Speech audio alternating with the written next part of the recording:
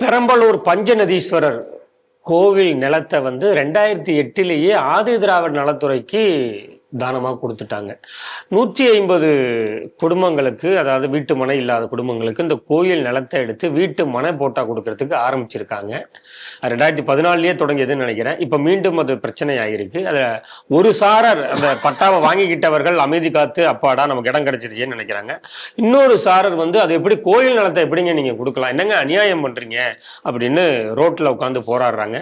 அவளை வழக்கம் போல காவல்துறை கட்டுக்கட்டாக தூக்கிட்டு போறதையும் பார்க்க முடியுது. நீங்க இந்த செய்தி எப்படி பாக்குறீங்க?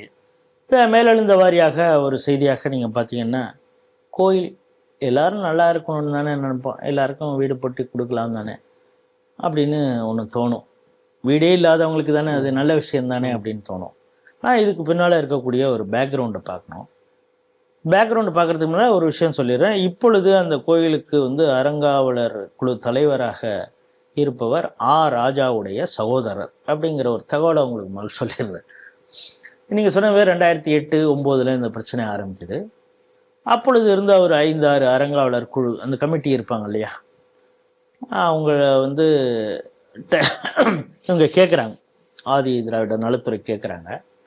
அதில் சில பேர் 2 பேர் அது வேண்டாம், இது கோயில் இதுக்காக தான் பயன்படுத்தணும், வேறு எந்த பர்பஸுக்கும் பயன்படுத்தக்கூடாதுன்னா, அப்புறம் ஒருத்தவங்க என் பேரில் கொடுத்ததாக தப்பாக சொல்கிறாங்க அப்படின்னு சொல்லி அவர் ஒருத்தர் அறிக்கை கொடுக்குறார். இதெல்லாம் கமிஷனர்கிட்ட போகுது.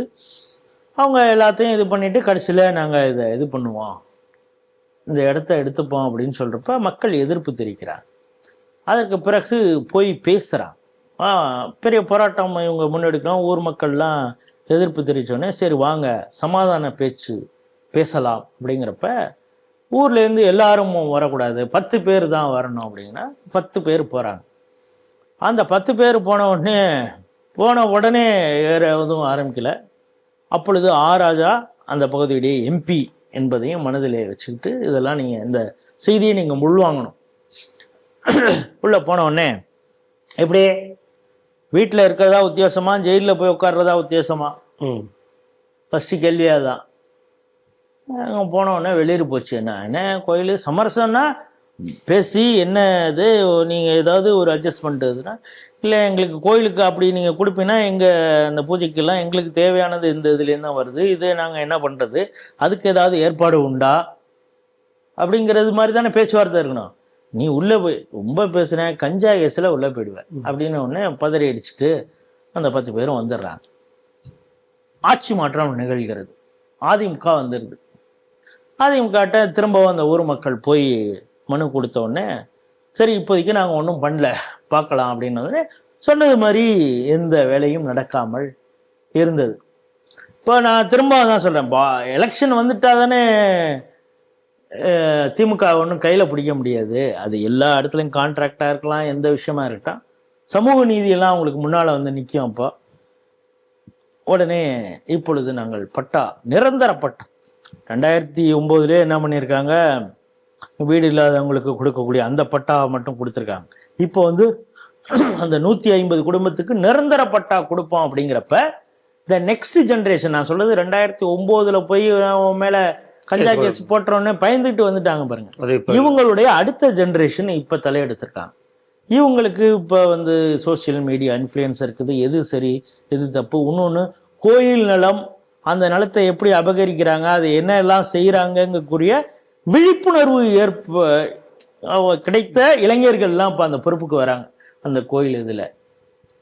அப்போ இப்போ போராட்டத்தை பண்ணுறாங்க. ரோடு திடீர்னு சொல்கிறாங்க, அளவு எடுக்க வராங்க, அதை தடுக்கிறாங்க. இருந்தாலும் நாங்கள் திரும்ப அதை பண்ணி தான் ஆகும், நான் எலெக்ஷன் வருது அப்படிங்கிறப்ப திடீர்னு இவங்க ரோட்டு மறியல் பண்ணுறாங்க.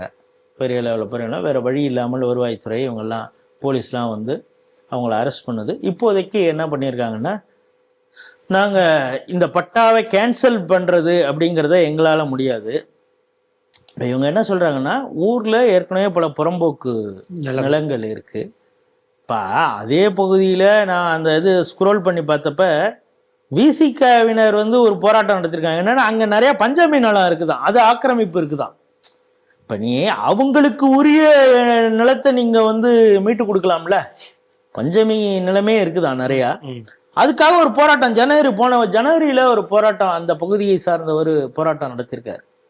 பஞ்சமி ஆக்கிரமிப்புகளை அகற்றக் கோரி ஒரு போராட்டத்தை நடத்தியிருக்காங்க. அதில் யாரெல்லாம் கலந்துருக்காங்கன்னு கூட அந்த செய்தி நான் பார்த்தேன். அப்படி இருக்கும் பொழுது அவங்களுக்கே உரிய, அவங்களுக்காக அரசு கொடுத்த அந்த நிலத்தை மீட்டெடுக்கும். சரி, இதுக்கு முன்னால் வந்து ஒரு குளத்தங்கரையை சுற்றி மேட்டில் வந்து நிறைய வீடு கட்டிட்டு இருந்தாங்க. அந்த பகுதியில் பூங்கா அமைக்கிறோம், பூங்கா அமைக்கிறோன்னு சொல்லி அந்த மக்களை எல்லாம் வேற எங்கேயோ ஒரு 10 கிலோமீட்டர் தள்ளி அவங்களுக்கு அரசுடைய புறம்போக்கு நிலம், அரசு நிலம், புறம்போக்கு நிலம், இந்த இடத்துல அவங்களுக்கு வீடு கட்டி கொடுத்துருக்காங்க. இப்போ அதே மாதிரி இதையும் செஞ்சு கொடுக்கலாம்ல.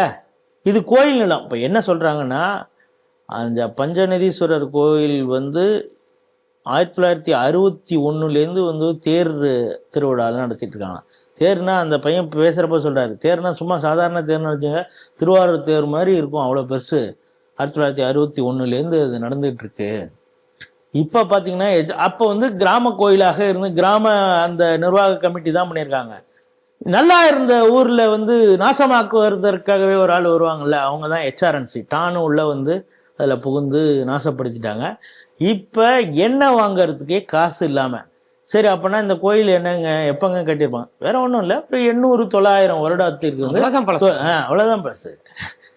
ஒரு ஏஎஸ்ஐ வந்து பல ஆவணங்களில் இருக்குது. ஏஎஸ்ஐ கூட ஒரு சில இடங்களை அதில் வந்து பராமரிக்கிறாங்க. அந்த அளவுக்கு அது புராதனமான கோயில். ஹெச்ஆர்என்சி இவங்க இந்த இஷ்யூ பெரிய சண்டே கலேபரம் நடந்துட்டு இருக்கு. ஹெச்ஆர்என்சி ஜேசி ஜாயின்ட் கமிஷனர் எல்லாமே உண்மைன்னு உட்காந்துருக்கான். ஏன்னா அவன் வந்து அங்கே கொடுத்துட்டு நல்ல பிள்ளையாட்டம் இங்கே உட்காந்துருக்கான். இவங்களுக்கு அந்த கோயிலுக்கு சரி நாளைக்கு அந்த கோயிலுக்கு வருமானத்துக்கு என்னடா போனேன். நான் அப்புறம் அந்த பையன்கிட்ட கேட்டேன், சரி இப்போ இந்த இடத்துக்காக சண்டை போடுறீங்க தம்பி, ரைட்டு, அப்ராக்சிமேட்டாக அந்த கோயிலுக்கு எவ்வளோ தம்பி சொத்து இருக்கும் அப்படின்னா, அது வந்து ஒரு 500 ஏக்கர் இருக்குங்க. ஆனால் அதெல்லாம் இப்போ யார்கிட்ட இருக்குன்னு தான் தெரியல. அது யார்கிட்ட பல பேர் வச்சிருக்கிறவங்க அவங்களே மெயின்டைன் பண்ணுறாங்க. அது ஒழுங்காக வருகிறதா கோயிலுக்கு வந்தால் என்ன வாங்கிறதுக்கு ஏன் சிங்கி அடிக்க போகிறான்? ஸோ இப்படித்தான் இப்போ ஹெச்ஆர்என்சி ஒரு பக்கத்தில் என்ன, நாங்கள் 3000-4000 கோயிலுக்கு கும்பாபிஷேகம் செய்தோம், ஆன்மீக புரட்சியை செய்து கொண்டு இருக்கிறோம் அப்படின்னு உருட்டுறாரு. ஸ்டாலின் உருட்டுறாரு, சேகர்பாபு அடிச்சு விடுறாரு. இப்போ இந்த கோயிலுக்கு என்ன வாங்கறதுக்கு வழி இல்லை. இப்போ முந்தானயத்து போட்டிருக்காங்க. ஏன்னா நிறைய சமூக வலைதளங்களில் திமுகவுக்கு எதிராக நம்ம ஆட்கள்லாம் பேச ஆரம்பித்தோடனே, எது இஸ்லாமியர்களுக்கு அதை பண்ணுறாரு, கிறிஸ்தவர்கள் அது பண்ணுறாருன்னு, சரி இந்துக்களுக்காக ஏதாவது ஒன்று பண்ணணுமே அப்படின்னு சொல்லி ஒரு ஃபோட்டோவே போட்டிருக்காரு. சீஃப் மினிஸ்டர் ஆஃப் தமிழ்நாடு அவருடைய பேஜில் போய் ட்விட்டர் ஹேண்டலில் போய் பார்த்தீங்கன்னா எக்ஸ் தளத்தில் போட்டிருக்காரு. என்னடா அப்படின்னா, இவர் நடுப்புற உட்காந்துருக்காரு வரிசையாக. இப்போ பாருங்க, கிறிஸ்தவர்கள் முஸ்லீம்னா அவங்களோட அப்படியே உட்காந்துருப்பாரு. பட் இவர் இங்கே உட்காந்துருக்காரு, இங்கே 2 பக்கம் உட்காந்துருக்காங்க. எல்லாம் பட்டாச்சாரியார், குருக்கள் இவங்கெல்லாம் வச்சிருக்காங்க. என்னன்னா கோயிலுக்கான அந்த அகல் விளக்கு, அது பித்தளையிலையோ செம்புலையோ அந்த இது, அது மாதிரியான அந்த பாத்திரங்கள், இந்த இது பூஜைக்கு தேவையானது, இது அது கான்ட்ராக்டாக எங்கே யார்கிட்ட கொடுத்து வாங்கியிருக்காங்க அப்படிங்கிறது தெரியல. அதை வச்சுட்டு ஒரு கால பூஜைக்காக அந்த கோயிலுக்கு தேவையானது, சரி அந்த ஃபண்டை எங்கேருந்து எடுத்தீங்க இல்லையா? அதுக்கப்புறம் 2 கால பூஜைக்கு, சரி இந்த ஒரு கால பூஜை நடக்கக்கூடிய கோயிலில் இருக்கக்கூடிய குருக்களுக்கு அர்ச்சகர்களுக்கு எவ்வளோடா சம்பளம்னா 1500 ரூபாய். எவ்வளோ கொடுக்குறாங்களா? எப்படி ஃப்ரீயா 1000 ரூபா ஒரு இடத்துல பாருங்க. மகளிர் உரிமை தொகை சும்மா இருந்தாலே உங்களுக்கு 1000 ரூபா உண்டு. அது அடுத்த வருஷத்துலேருந்து 2000 கொடுப்போம். ஒருத்தவன் கோயில் எங்கேயோ மெனக்கெட்டுக்கிட்டு சைக்கிள்லேருந்து வந்து அந்த கோயிலை முழுசா அலங்காரம்லாம் பண்ணி அதுக்கு ஒரு வேளை பூஜை பண்ணாலும் 1500 ரூபாய் நாங்கள் கொடுக்குறோம். சரி இதையும் ஓன் காசுலேருந்து கொடுக்குறியா? இல்லை, அதுவும் வேற ஏதோ ஒரு பெரிய கோயில் பக்தர்கள் போடுற காணிக்கையிலேருந்து எடுத்துதான். இது இந்த அளவுக்கு தான் இருக்கான். அப்படின்னா இந்த 500 ஏக்கர் எப்படியெல்லாம் போயிருக்கும், அதில் என்ன அளவுக்கு வசூல் பண்ணுவாங்க அப்படிங்கிறத மக்களுடைய சிந்தனைக்கே விட்டு விடுகிறேன். இப்படி ஒரு கோயில் கொள்ளைத்துறையாக ஹெச்ஆர்என்சி மாறிவிட்டது. இப்போ அந்த நிலத்தை எடுத்து இவங்க வந்து கொடுக்கும் பொழுதுதான் அந்த ஊர் மக்கள் பெரிய அளவில் எடுக்கிறாங்க. இப்பொழுது இந்த போராட்டத்தின் முடிவில் என்ன ஆயிருக்குன்னா, இதை நாங்கள் வந்து சீஃப் செக்ரட்டரிக்கே உங்களுக்குலாம் அனுப்புகிறோம். இந்த பட்டா வந்து அவங்களுக்கு வேறு இடங்களில் கொடுத்துட்டு இது பண்ணுறாங்களா இல்லை என்ன பண்ண போகிறாங்கன்னா, மேலதிக நடவடிக்கையெல்லாம் பவர் அவங்கள்ட்ட தான் இருக்குது, அவங்க தான் எடுக்கணும். அதனால் அது வரைக்கும் எந்த வேலையும் நடக்காமல் நீங்களும் எதுவும் பிரச்சனை பண்ணாதீங்க, அவங்களும் எந்த வேலையும் பண்ண மாட்டாங்க, இப்போதைக்கு நிறுத்தி வைக்கிறோம் என்று வருவாய்த்துறையினர் அந்த ஊர் மக்கள்கிட்ட வாய்மொழியாக சொல்லியிருக்கிறாங்க. எலெக்ஷனில் ஏதாவது ப்ரெஷர் கொடுத்தாங்கன்னா திடீர்னு ஏதாவது பண்ணுவாங்க. அதுக்கப்புறம் அவங்க சட்ட போராட்டத்தை இந்த ஊர் மக்கள் எடுப்பார்கள் என்று நம்புவோம். ஆகவே இவங்க என்னென்னா கோயில் நிலத்தை எடுத்து யாருக்கு என்ன வேணாலும் செய்யலாம். ஆனால் இந்த நிலம் வந்து வக்ஃபு நிலம் அப்படின்னா அதை நீங்கள் எடுத்துக்கலாம். இப்போ நீங்கள் சென்னையில் மட்டும்தான் உங்களுக்கு வக்ஃப் இருக்குதா? நாங்கள் கோயம்புத்தூர்லேயும் ஒரு ஆஃபீஸ் அதே மாதிரி கட்டிக்கங்க. பார்க்குறத இடத்துலலாம் இது வக்ஃப் நிலம்னு சொல்லுங்கள், உங்களுக்கு கொடுக்கறதுக்கே நாங்கள் ஏற்பாடு பண்ணுறோங்கிற அளவுக்கு தான் இது பண்ணிகிட்ருக்காங்க.